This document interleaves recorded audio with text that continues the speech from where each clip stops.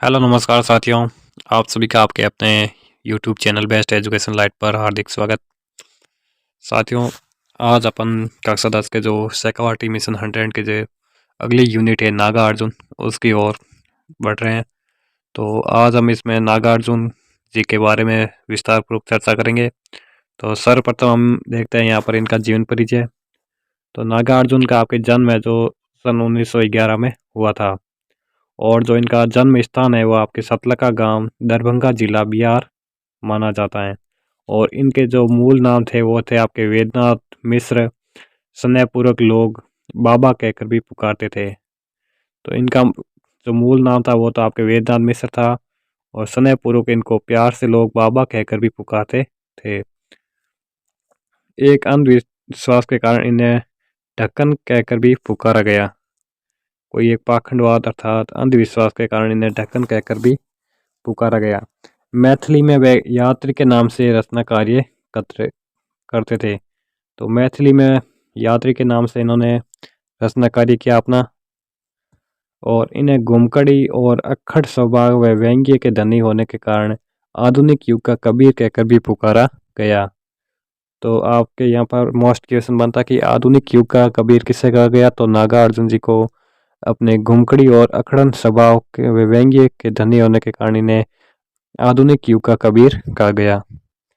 और श्रीलंका में सन 1936 में बौद्ध धर्म अंगीकार करने के पश्चात वे नागा अर्जुन कहलाए।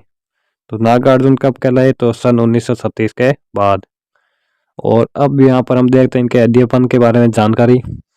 तो इनका अध्ययन आपके आरंभिक शिक्षा जो संस्कृत पाठशाला में हुई, और फिर बनारस और कोलकाता में हुई थी। और अनेक बार संपूर्ण भारत की इन्होंने यात्रा की।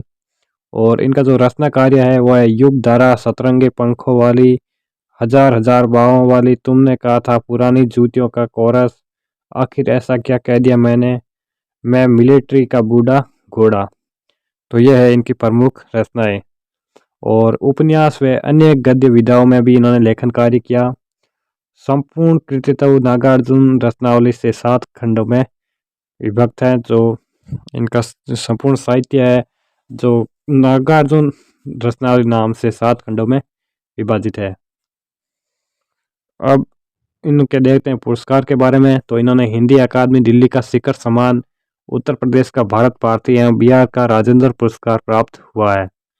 मैथिली भाषा में पत्रहीन नग्न गाछ रचना के लिए इन्होंने साहित्य अकादमी इन्हें मिला।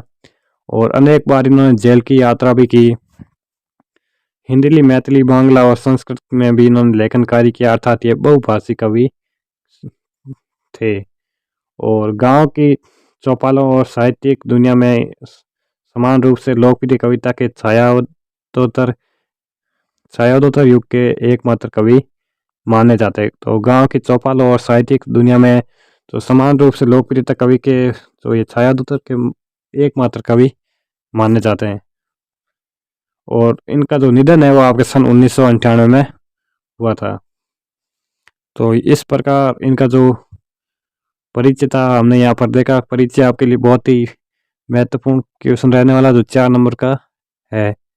और ये दतुरित मुस्कान फसल इनका जो अध्याय है इनके द्वारा लिखा गया। इससे हम पहले देखते हैं वस्तुनिष्ठ क्वेश्चन। तो पहला वस्तुनिष्ठ क्वेश्चन है यहाँ पर कि बच्चे का स्पर्श कठोर पाषाण भी क्या बन जाता है। तो बच्चे के स्पर्श से कठोर पाषाण भी आपके जल बन जाता है।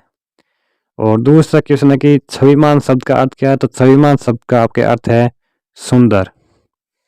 तो इस प्रकार क्वेश्चन है। तीसरा क्वेश्चन है कि दूध, दही, शहद, जल और मिश्री से बना हुआ मिश्रण क्या कहलाता है। तो इनसे बना हुआ मिश्रण आपके मधुपर्क कहलाता है।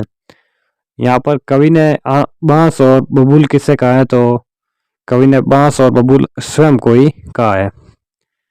नेक्स्ट क्वेश्चन है कि कवि नागार्जुन की मातृभाषा कौन सी है। तो इनकी जो मातृभाषा है वो आपके मैथिली है। और ये तुतुरित मुस्कान कविता में किस रस की अनुभूति हुई है। तो इसमें आपके वात्सल्य रस की अनुभूति हुई है। और नेक्स्ट क्वेश्चन है इसमें कि फसल कविता हमें हमें किस संस्कृति के निकट ले जाती है। तो फसल जो कविता हमें आपके कृषि संस्कृति के निकट ले जाती है। तो ये तो नाम से ही स्पष्ट है। अगला क्वेश्चन है कि फसल किसके अमृत भरे प्रभाव से सींचकर पुष्ट हुई है। तो फसल आपके नदियों के अमृत भरे प्रभाव से सींचकर पुष्ट हुई है। अब आगे देखते हैं अगला क्वेश्चन, जिसमें अगला 9वां क्वेश्चन है कि तुम्हारी यह चतुरित मुस्कान मृतक में भी डाल देगी जान, पंक्ति में निहित अलंकार बताना है। तो इसमें आपके अतिशयोक्ति अलंकार है। नेक्स्ट क्वेश्चन है परस व फूल शब्द है। तो ये आपके तद्भव शब्द है।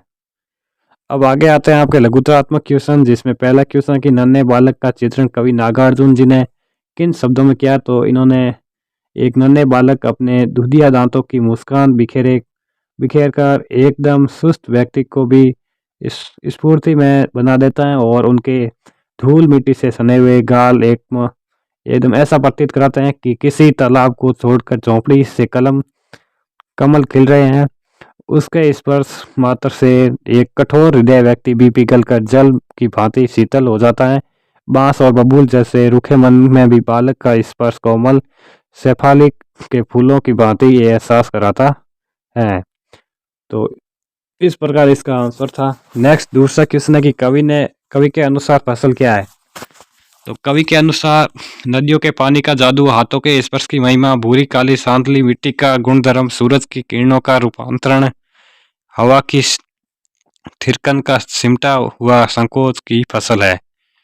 तो ये यहाँ पर इस प्रकार इसका आंसर था। नेक्स्ट तीसरा क्वेश्चन की बालक किसे नहीं पहचान पाया, कवि ने उसे किसके माध्यम से देखा। तो माँ के आंचल में मधुपर का पान करते हुए बालक कैसे निहारता रहा। तो इसके बारे में यहाँ पर हम लिखेंगे कि बालक अपने पिता के रूप में कवि नागार्जुन को नहीं पहचान पाया। कवि को बच्चे की माँ के माध्यम से बालक को देखने का सौभाग्य प्राप्त हुआ, तथा बालक जीवन के लिए आत्मीयता की मिठास से युक्त माँ का वात्सल्य प्रेम से पूर्ण मधुपर का पान करता हुआ बीच बीच में तिरछी निगाहों से नागार्जुन को देखकर आंखें मिलने पर मुस्कुरा देता है। अगला क्वेश्चन है कि बांस और बबूल किसके प्रतीक है। तो कवि ने अपने आप को ही बांस और बबूल बताया है। बांस और बबूल दोनों ही रूखेपन के प्रतीक हैं। कवि भी निरंतर घर से बाहर रहने के कारण पारिवारिकता के एहसास तथा वात्सल्य के सुख से अपरिचित सा हो गया था।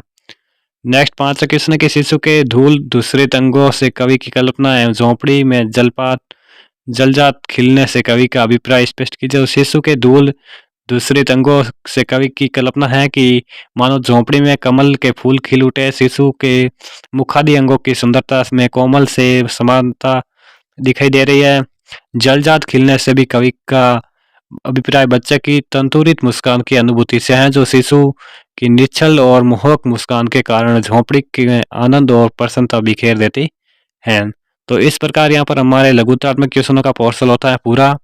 और नेक्स्ट पोर्शन है हमारा दीर्घ उत्तरीय क्वेश्चन, जिसमें पहला क्वेश्चन है कि कवि ने बच्चे की मुस्कान के सौंदर्य को किन किन बिंबों के माध्यम से व्यक्त किया है। तो यहाँ पर कवि ने जो बच्चे की मुस्कान के सौंदर्य को कुछ बिंबों के माध्यम से इस प्रकार व्यक्त करते हैं, जिसमें पहला है कि बच्चे की मुस्कान निर्जीव में प्राणों का संचार कर सकती है, और दूसरा है कि मुस्कान युक्त शिशु के गाल खिले हुए कमलों दोरों प्रतीत होते हैं, और मुस्कुराते शिशु का स्पर्श पत्थर हृदय को भी द्रवित कर देने वाला होता है, और मुस्कुराते शिशु के रोमांचककारी स्पर्श से कवि के बांस और बबूल जैसे नीरस और उदास हृदय से शेफालिक के पुष्पों जैसी कोमलता झर रही है। नेक्स्ट दूसरा क्वेश्चन है यहाँ पर कि फसल कविता के माध्यम से कवि क्या संदेश देना चाहते हैं। तो ये यहाँ पर इम्पोर्टेंट रहने वाला है कि इस कविता का जो उद्देश्य है कवि के लिखने का वो क्या है। तो इसका है कि इस कविता के माध्यम से कवि ध्यान आकर्षित करना चाहते हैं कि उन तत्वों की ओर जिसमें संयोग से फसल तैयार होती हैं। जल, वायु, मिट्टी, प्रकाश और मानव श्रम भी वे तत्व है। कवि का उपयोग करने वाले सामान्य व्यक्तियों को फसल के तैयार होने में संपूर्ण देश के प्राकृतिक संसाधनों के उपयोग से अपरिचित कराना चाहते हैं। किसान के कठिन परिश्रम व योगदान से फसल तैयार होती आता है। कवि उपभोक्तावादी जीवन में प्रकृति के प्रति कृतज्ञता और किसानों के प्रति समान भाव तथा जीवन की आवश्यकता पूर्ति के लिए प्रकृति और मानव के बीच उचित साझेदारी का भाव व्यक्त करने का संदेश देना चाहते हैं।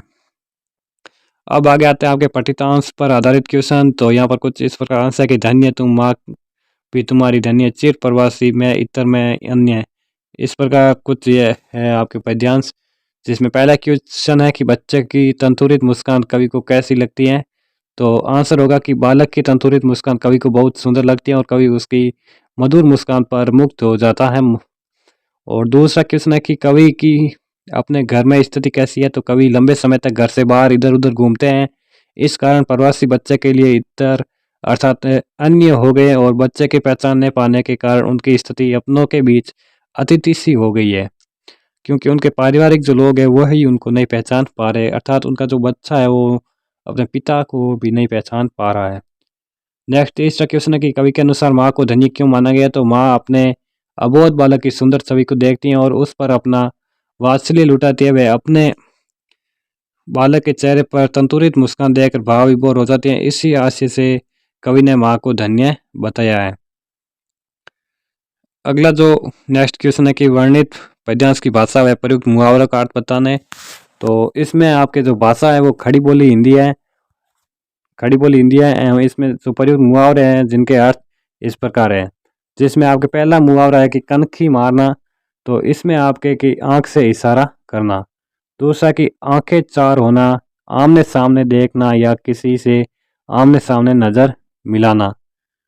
अगला जो पठित अंश है उस पर आधारित क्वेश्चन, जिसमें ये अंश इस प्रकार एक के नहीं दो के नहीं ढेर सारी नदियों के पानी का जादू, एक के नहीं दो के नहीं लाख लाख कोटि कोटि हाथों के स्पर्श की गरिमा, एक ही नहीं दो की नहीं हजार हजार खेतों की मिट्टी का गुणधर्म।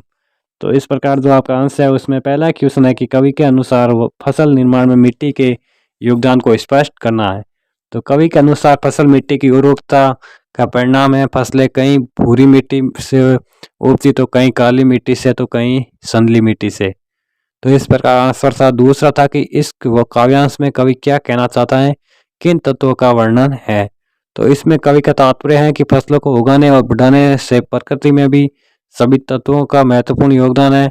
इन्हीं तत्वों के साथ किसान सबसे महत्वपूर्ण भूमिका निभाता है। यह तत्व प्रमुख रूप से नदियों का पानी, विभिन्न प्रकार की उपजाऊ मिट्टी, सूरज की किरणें, मंद मंद बहती हवा तथा मानव श्रम है। तीसरा क्वेश्चन है कि एक के नहीं दो के नहीं पंक्ति का क्या तात्पर्य है। तो इसका अर्थ है कि खेतों में लहलाती खड़ी फसलें एक दो व्यक्तियों के नहीं अपितु एक साथ अनगिनत लोगों के परिश्रम के परिणाम स्वरूप अपने मूल रूप को धारण करती हैं। और जो अंतिम इस का अध्याय का क्वेश्चन है कि पानी का जादू से क्या तात्पर्य है। तो पानी में मिश्रित जीवनदायी अमृत तत्व जिन्हें पाकर फसलें फल फूल कर बड़ी हुई फसलें सैकड़ों नदियों के जल से सिंचित होकर जन्मती और बढ़ती गई। तो साथियों इस प्रकार था हमारा ये नागार्जुन जी वाला अध्याय। अगला अध्याय रहने वाला है हमारा मंगलेश डबराल, जिनके बारे में हम जल्दी चर्चा करेंगे पहले जीवन परिचय के साथ। और इस प्रकार हम एक एक करके सभी अध्यायों के बारे में एक विस्तार पूर्वक चर्चा करेंगे। तो मिलते हैं अगले नेक्स्ट सेशन में, तब तक के लिए जय हिंद जय भारत।